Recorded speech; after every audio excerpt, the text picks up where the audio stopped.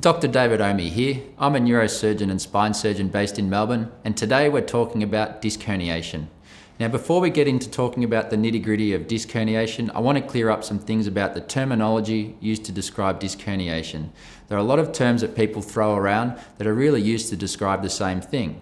Slip disc, disc bulge, disc prolapse, disc herniation. They all mean the same thing. Now, in order to understand what a disc herniation is, it's very important to understand what an intervertebral disc or simply disc is.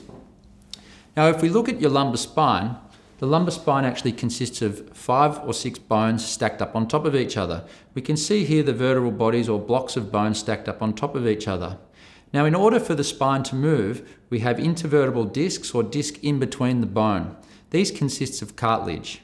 Now, there are 2 types of cartilage that make up a disc. A harder, firmer cartilage which forms like an outer ring, and a softer gel-like cartilage which forms the inner part of the disc that provides the disc with great flexibility.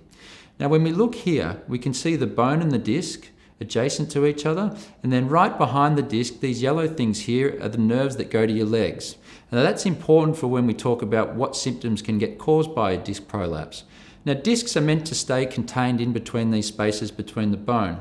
A disc herniation occurs when the disc material comes out of where it's meant to be and can herniate or prolapse around where the nerves are or in other locations in the spine.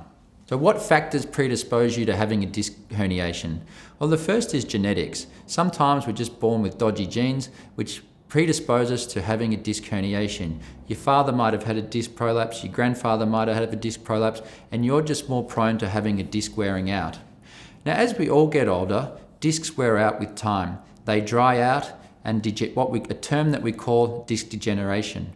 Now, in some people this happens earlier than others, and it most commonly happens in the lower part of your back.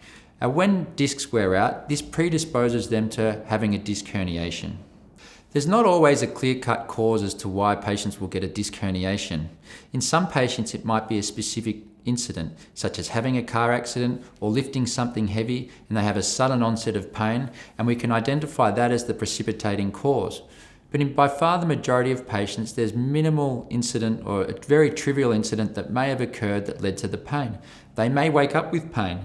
It may be as simple as rolling over in bed, or they may just sneeze and have sudden onset of pain. There's not always a specific factor or something that a patient has done wrong that has led to the disc prolapse.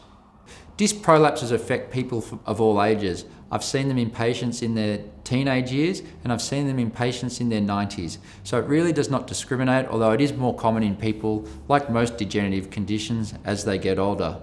Now, the benefit for you is that disc prolapses are very treatable.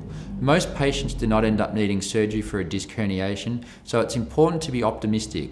Disc prolapses are a non-life-threatening condition, and with simple treatment measures, most patients will improve and get back to normal life. So it's important to remain positive in the situation that you're in. I hope you found this information useful. If you'd like more information, click on the link below to my website, or please see other videos on this channel about treatment options for disc herniation and what surgery for a disc herniation involves.